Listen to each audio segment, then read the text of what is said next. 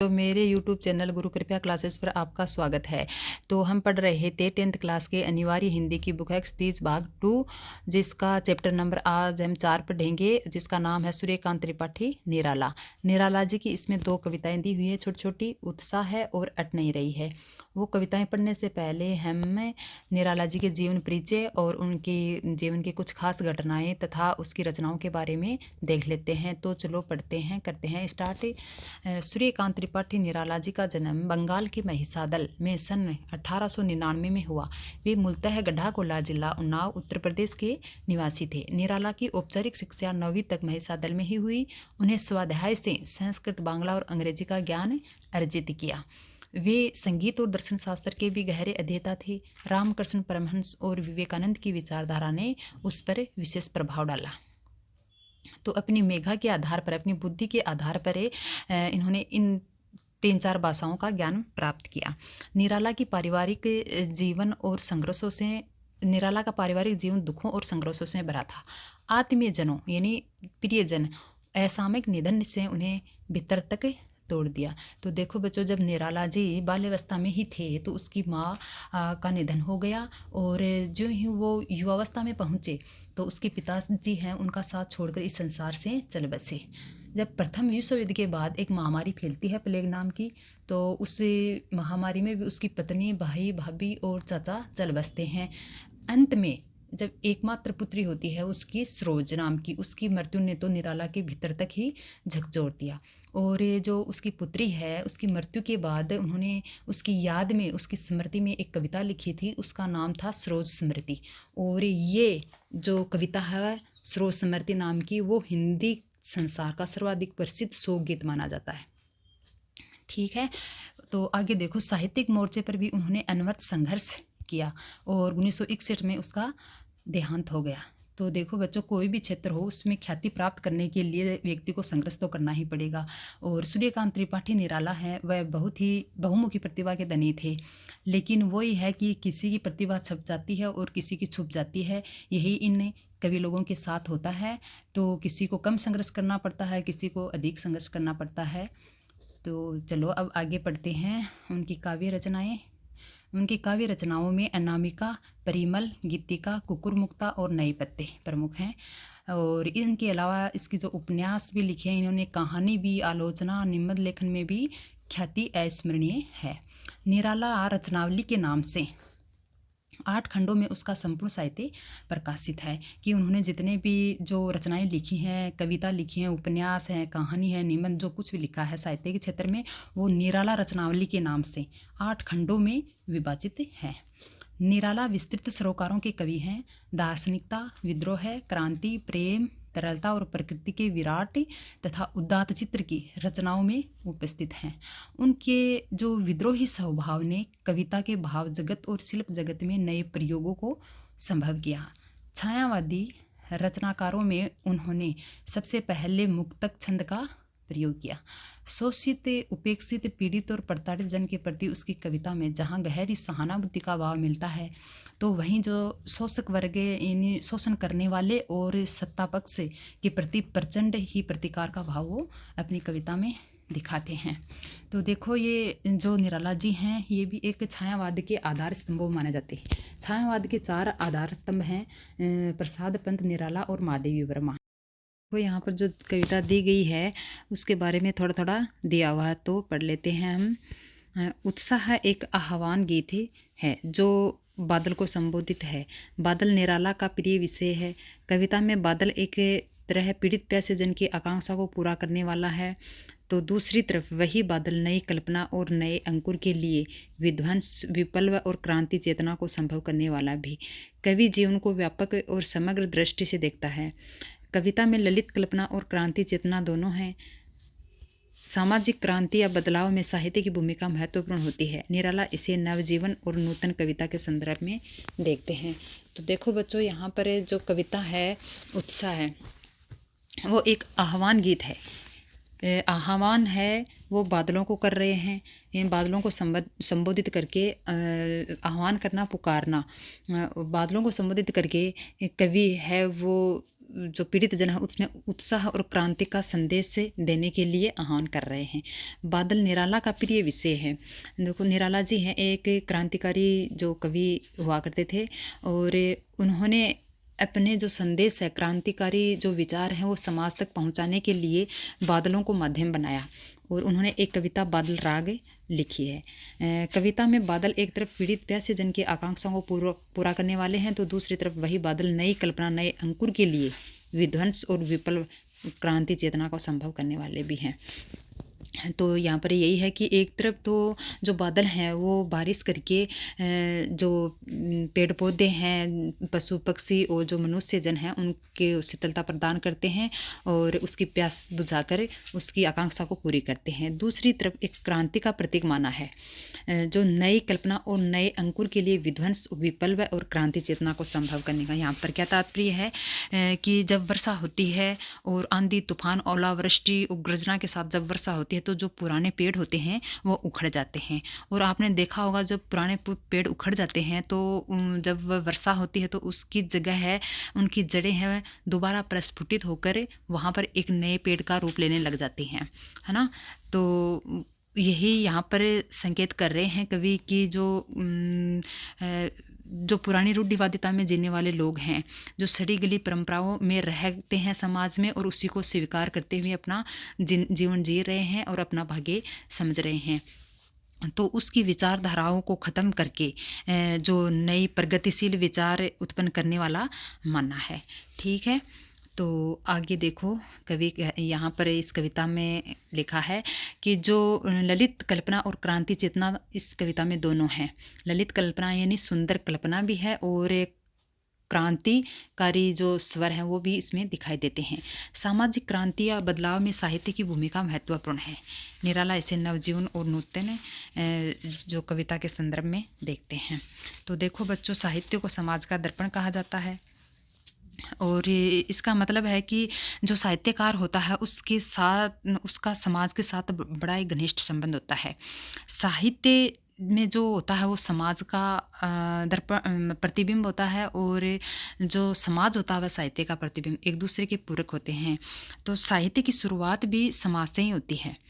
तो समाज की जो गतिविधियाँ और जो ज़रूरतें हैं उसे रचनाकार अपने बाहों को साथ मिला करके उसे एक रचना का आकार दे देते हैं और यही जो रचना है वह समाज के नए निर्माण में और उस की जो मार्गदर्शक की भूमिका है वो निभाने लग जाते हैं। क्योंकि साहित्य वह इतना सशक्त माध्यम है जो समाज को व्यापक रूप से प्रभावित करता है और प्रेरित करने का कार्य भी करता है। तो कहते हैं कि साहित्य है वह अतीत से तो प्रेरणा लेता है, वर्तमान को चित्रित करता है और भविष्य को मार्गदर्शन करता है ना।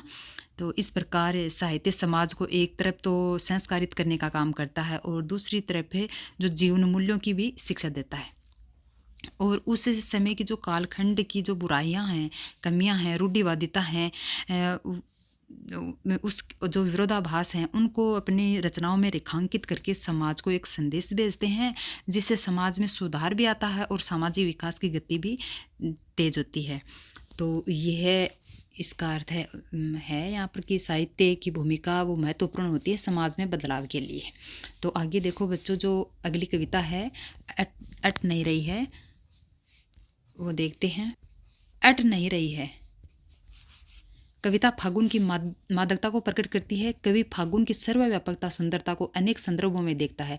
जब मन प्रसन्न हो तो हर तरह फागुन का ही सौंदर्य और उल्लास दिखाई पड़ता है। सुंदर शब्दों के चयन और लय ने कविता को भी फागुन की तरह ही सुंदर और ललित बना दिया है। तो यहाँ पर जब फागुन महीना आता है, हमारे हिंदी के महीने होते हैं ना, चैत्र, बैसाख, ज्येष्ठ, आषाढ़, श्रावण, भाद्रपद, आश्विन, कार्तिक, मार्गशीर्ष, पौष, माघ और फागुन। तो फागुन है वो हमारे जो अंग्रेजी महीना है फरवरी, मार्च, इन महीनों के लगभग आता है। तो फागुन में एक तो होलिका उत्सव होता है और ऋतु कौन सी होती है? बसंत ऋतु। तो बसंत ऋतु का सौंदर्य है सब ऋतुओं से मतलब ज़्यादा होता है, इसलिए उसको ऋतुराज कहा जाता है। और देखो जो निराला जी का जन्म है वो भी बसंत पंचमी के दिन ही हुआ है। तो यहाँ इस कविता में जो कवि है वो फागुन की सर्वव्यापकता, तो प्राकृतिक फागुन के महीने में बसंत ऋतु में प्राकृतिक जो सुंदरता छा जाती है चारों तरफ, उसकी सुंदरता का वर्णन है वो बहुत ही मनमोहक तरीके से करते हैं। यही इसमें है, जब मन प्रसन्न होता, फागुन का सौंदर्य उल्लास। और देखो यहाँ पर अपने जो कविता लिखी हैं उसमें इतने सुंदर शब्दों का चयन किया है, और कि उस कविता को भी ये कह रहे हैं कि फागुन की तरह ही सुंदर और ललित बना दिया है। तो चलो आगे पढ़ते हैं कविता अपनी। उत्साह। देखो उत्साह है का अर्थ होता है उमंग। उत्साह का क्या अर्थ होता है? उमंग और जो यानी जोश, उमंग जोश। तो देखो यहाँ पर बादल गरजो, घेर घेर घोर गगन, घेर घेर घोर गगन धाराधर ओ, ललित ललित ललित ललित काले घुंघराले, बाल कल्पना के से पाले, विद्युत छवि उर्मे कवि नवजीवन वाले, वज्र छिपा नूतन कविता, फिर भर दो बादल गरजो। तो देखो बच्चों यहाँ पर बादलों को गरजने के लिए कह रहा है, बादल गरजो बादल गरजो। तो कवि है बादलों को गरजने के लिए ही क्यों कह रहा है? तो देखो जो ये निराला जी हैं वो एक क्रांतिकारी कवि होते हैं और समाज में लोगों की चेतना जागृत कर समाज में परिवर्तन करना चाहते हैं और बदलाव लाना चाहते हैं। तो गर्जना शब्द है वो एक क्रांति, विद्रोह है, परिवर्तन का प्रतीक होता है। और इसमें एक और तो बादलों को गरजने में उत्साह है समाया है, और दूसरी तरफ देखो निराश लोगों में उत्साह का संचार करके क्रांति यानी बदलाव के लिए भी तैयार करना है। तो इसका शीर्षक भी उत्साह इसलिए रखा गया है। जो क्योंकि जब बादल भयंकर गर्जना करके जब बरसते हैं तो धरती के प्राणियों में एक नई उमंग और नई ऊर्जा का संचार हो जाता है। लोगों के मन में एक बार फिर नए जोश, उमंग और विश्वास से, उत्साह से भर जाता है। बादलों के माध्यम से लोगों में उत्साह पैदा करना चाहता है और सृजन करना चाहता है कवि, इसलिए बार बार कह रहा है बादल गरजो बादल गरजो। ठीक है, तो देखो पढ़ते हैं हम अपनी कविता बादल गरजो। तो कवि क्या कह रहे हैं, बादलों को क्यों बुला रहे हैं? तो कवि बादलों के गर्जन में नई चेतना और सृजनात्मक उत्सव का स्वर सुनता है। वह बादल से गर्जने का आग्रह कर रहा है और कह रहा है कि हे बादलों तुम गरजो, तुम गरज गरज कर सारे विस्तृत आकाश में छा जाओ। घेर घेर घोर गगन, धाराधर, धारा यानी पानी को धारण करने वाला, बादल का पर्यायवाची होता है धाराधर। तो हे बादलों तुम गरज गरज के सारे विस्तृत आकाश में छा जाओ। और देखो बाल कल्पना के से पाले, बाल कल्पना के से पाले। जिस तरह जो अबोध बालक होता है वह अपने मन में कल्पना को पाले रखता है। बालक की जो कल्पना होती है वह बहुत ही सुंदर और बदलती रहती है, पल पल बदलती रहती है। तो इस प्रकार वो बादलों को बाल कल्पना के से पाले, यहाँ पर संज्ञा दी है, यहाँ पर उपमा अलंकार होगा इस पंक्ति में। बाल कल्पना के से पाले, विद्युत और ललित, ललित मतलब सुंदर सुंदर, काले घुंघराले।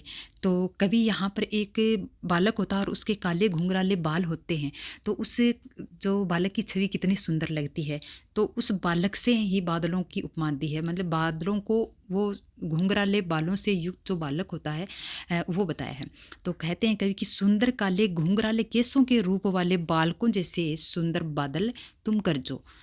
तो देखो विद्युत छवि उर्मे, विद्युत छवि उर्मे, उर यानी हृदय, और कवि नवजीवन वाले, वज्र छिपा नूतन कविता। वज्र जो दधीचि ऋषि है उसकी अस्थियों से बना एक जो हथियार है जिन्होंने जिससे देवताओं ने जो असुर हैं उनका नाश किया था।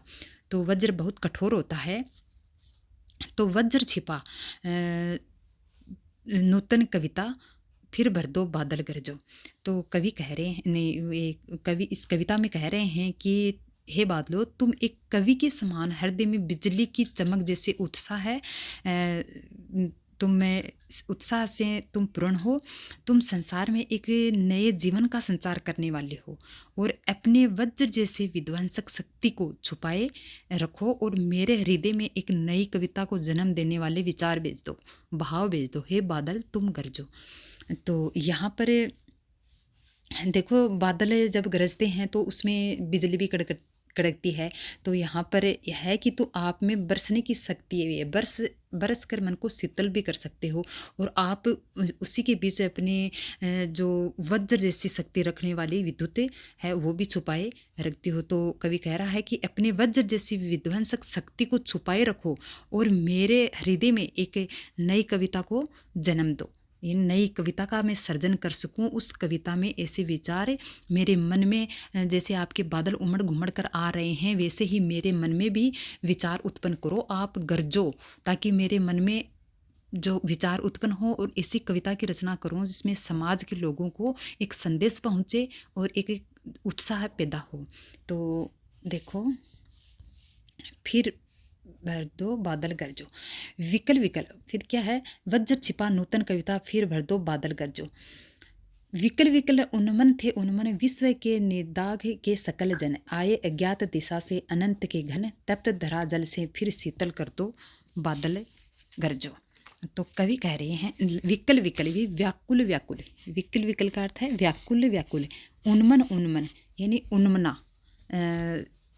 अनमना मन न लगना, विश्व के निदाघ के सकल, निदाघ यानी जो ग्रीष्म का ताप होता है, गर्मी के दिनों में जो चारों तरफ जो धरती तपती है, आसमान है, चारों तरफ गर्मी से सारे जो विश्व के लोग हैं, जीव जंतु हैं, वो इतने व्याकुल हो जाते हैं।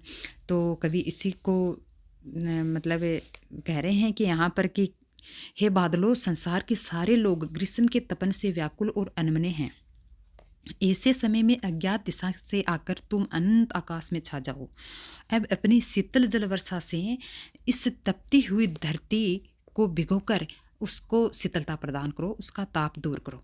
और देखो बच्चों, यहाँ पर जो सांकेतिक रूप है वह है जो धरतीवासी हैं उसके कष्टों को व्यंजित किया है। यहाँ पर जो लोग रहते हैं, शोषित वर्ग रहते हैं, तो उसको एक क्रांति का रूप उसके मन में उत्साह पैदा करके, उसकी प्रगतिशील विचारों को उत्पन्न करके उससे निजात पाना है। तो ये सांकेतिक रूप में ये कह रहे हैं कवि कि जो यहाँ पर कष्ट भोग रहे वो जो व्यक्ति हैं, मनुष्य हैं, तो उसको सांसारिक कष्ट और समस्याओं से पीड़ित हैं, बेचैन हैं, तो उसको एक क्रांतिकारी स्वर उसके कानों में डालो और मन में विचार पैदा करो ताकि वह अपनी इस परिस्थिति से निजात पा सके। तो ये यहाँ पर दूसरा जो अर्थ है निकलता है, संदेश कवि यही दे रहे हैं। विकल विकल उन्मन थे उन्मन, विश्व के निदाग के सकल जन, आए अज्ञात दिशा से अनंत के घन, तप्त धरा जल से फिर शीतल कर दो बादल गरजो। तो कवि कह रहे हैं यहाँ पर कि अज्ञात दिशा से आकर, ये इतने में सारे लोग इतने व्याकुल थे, गर्मी से तप रहे थे, तो अचानक से बादल उमड़ घुमड़ के आ जाते हैं अज्ञात दिशा से, पता नहीं इधर से किधर से आए, लेकिन आसमान में चारों तरफ बादल ही बादल छा गए, अनंत आकाश में छा गए, यानी कोई अंत नहीं है आकाश का, चारों तरफ बादल हैं, घटाएं हैं, बादलों की घेर घुमेर हो जाती हैं और आसमान को छुपा लेती हैं। अब अपनी शीतल जल वर्षा से इस तपती हुई धरती को भिगोकर उसका ताप दूर करो। आए अज्ञात दिशा से अनंत के घन, तप्त धरा तपती हुई धरती को जल से फिर अपनी जो बूंदे हैं, अपनी बारिश करके बूंदों से शीतल कर दो बादल गरजो। तो आ गई समझ में। तो आगे देखो इस कविता में जैसे घेर घेर घोर गगन में अनुप्रास अलंकार है, ललित ललित काले घुंघराले, तो ललित ललित काले घुंघराले कवि नव जीवन वाले, इसमें क्या होगा, अनुप्रास अलंकार होगा। और जो यहाँ बाल कल्पना के से पाले, इसमें उपमा अलंकार होगा। और जो बादल गरजो घेर घेर घोर गगन धाराधर ओ, इसमें क्या है, मानवीकरण किया गया है यहाँ पर, तो यहाँ पर मानवीकरण अलंकार होगा। और नूतन कविता फिर भर दो, इसमें भी मानवीकरण अलंकार है। और भाषा देखो, इसमें खड़ी बोली हिंदी भाषा है और यह एक आह्वान गीत है। आधुनिक काल की छायावादी काव्य धारा से संबंधित ये कविता है। और जो प्रगतिशील विचारधारा, प्रगतिशील काव्य प्रवृत्तियों की जो विशेषता है वो भी इसमें, उसका भी पुट है इसमें। तो देखो अगली कविता हम देखते हैं। ये अट नहीं रही है। अट नहीं रही है मतलब छा अटना यानी समाना। ये अट नहीं रही है, समा नहीं रही है। आभा, आभा फागुन की तन, आभा कांति। फागुन, फागुन महीना होलिका उत्सव का जो होलिका उत्सव होता है उसका महीना होता है वो। सट नहीं रही है, सट नहीं रही, सटना यानी सीमित होना, और सट नहीं रही है मतलब सीमित ही नहीं हो रही है। तो अट नहीं रही है, समा नहीं रही है, सट नहीं रही है, सीमित नहीं हो रही है। आभा कांति फागुन का जो महीना होता है हिंदी का। और तन शरीर, तो ये देखो देख रहे यहाँ पर क्या है कि जो फागुन महीने में जो बसंत ऋतु आती है उसका बहुत ही मनमोहक तरीके से, बहुत ही सुंदर तरीके से कवि ने यहाँ पर वर्णन किया है। तो देखो यहाँ पर अट नहीं रही है, आभा फागुन की तन सट नहीं रही है। कवि यहाँ पर क्या कह रहा है कि कवि बसंत ऋतु में आने वाले जो फागुन मास की प्राकृतिक शोभा का वर्णन तो कर ही रहा है। कवि कह रहा है कि फागुन मास का ये असीम सौंदर्य जिसकी कोई सीमा नहीं है, इतना विविध और व्यापक है कि आंखों में समाये नहीं सम रहा है, कि उस बसंत ऋतु है वो सब जो ऋतुएं होती है उससे सुंदर होती है, क्योंकि उसमें सारे पेड़ पौधे और पेड़ पौधे हैं, उसके नए नए पत्ते आते हैं, नए नए फूल आते हैं और अंकुरित होते हैं। जो कोंपलें निकल रही होती हैं वो लाल कलर की होती हैं, पत्ते होते हैं वो हरे कलर के होते हैं।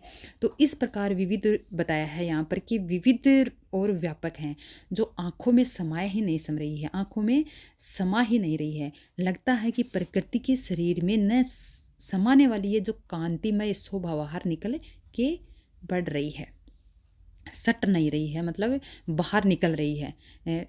तो आप समझ गए होंगे, अट नहीं रही है। अब फागुन की तन सट नहीं रहे, तन यानी शरीर। तो जो अब आगे देखो, कहीं सांस लेते हो घर घर भर देते हो, उड़ने को नभ में तुम पर पर कर देते हो। आँख हटाता हूँ तो हट नहीं रही है, पत्तों से लदी डाल, कहीं हरी कहीं लाल, कहीं पड़ी है उर्मे मंद गंध पुष्प माल, पाट पाट शोभासरी पट नहीं रही है।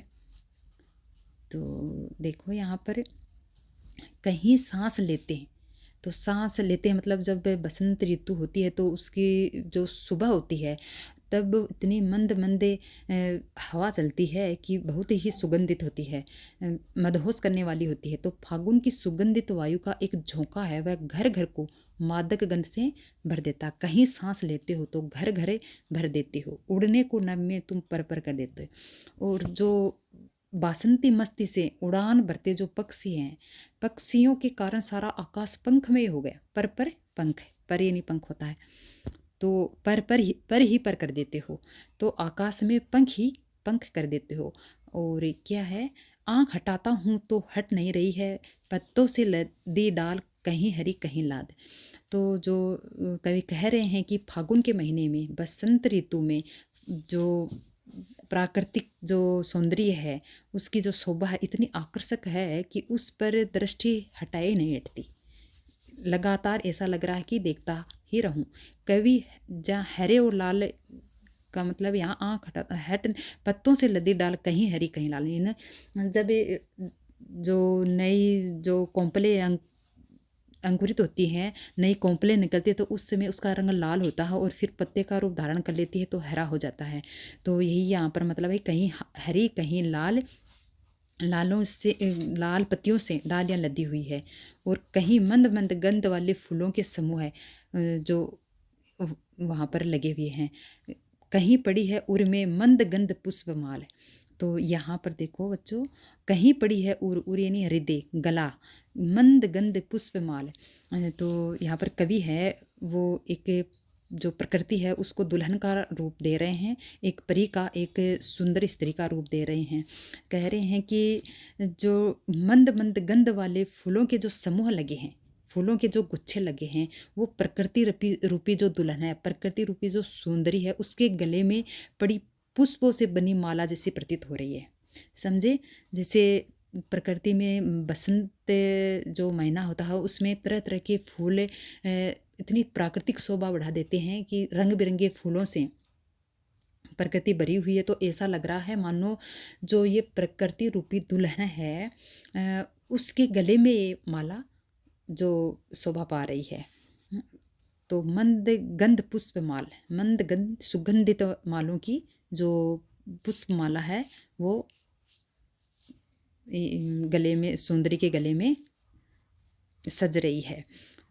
तो देखो आगे, मंद गंध पुष्प माल पाट पाट शोभा सरी पट नहीं रही है। पाट पाट का स्थान है स्थान स्थान पर, शोभा सरी यानी दृश्य की सुंदरता, जो दृश्य की सुंदरता, अत्यधिक सुंदरता। श्री का मतलब लक्ष्मी होता है, श्री का मतलब है लक्ष्मी, लक्ष्मी का पर्यायवाची होता है। पाट पाट स्थान स्थान पर, पट नहीं रही है मतलब समा नहीं रही है, वही अर्थ है, समा नहीं रही है। तो फागुनी प्राकृतिक शोभा ने हर स्थान को इतनी सुंदरता दे डाली है जो वहाँ समा ही नहीं रही है। यह यहाँ पर इसका अर्थ है। तो देखो यहाँ पर इस कविता में अट नहीं रही है, अब आप फागुन की तन सट नहीं रही है। कहीं सांस लेते हो घर घर भर देते हो, उड़ने को नभ में पर कर देते हो। पाट पाट यहाँ पर देखो, तो इसमें तो क्या है पुनरुक्ति। देखो भाषा तो इसमें वही है, भाषा खड़ी बोली हिंदी है, और जो अलंकार है वो घर घर पर पाट पाट में तो पुनरुक्ति प्रकाश अलंकार है। और कहीं सांस लेते हो घर घर भर देते हो, उड़ने को नभ में तुम पर कर देते हो, वहाँ पर मानवीकरण हुआ है, तो मानवीकरण अलंकार हुआ। और जैसे यहाँ पर आँख हटाता हूँ तो हट नहीं रही, यहाँ पर मुहावरा ले सकते हो, आपकी आँख हटाए से भी नहीं हटती है, तो यहाँ पर ये मुहावरा आ जाएगा। तो बच्चों आपको ये कैसी लगी कविता? पढ़ने में बहुत सुंदर लगी होगी, तो आपके समझ में भी कैसा आया वो बताना कमेंट करके। आपको मेरा वीडियो आज वाला कैसा लगा? अगर अच्छा लगा हो तो लाइक शेयर और सब्सक्राइब करें। और जो इससे पहले का वीडियो अगर आप देखना चाहें तो इस वीडियो के डिस्क्रिप्शन में उसका लिंक मिल जाएगा, वो देख लेना। धन्यवाद।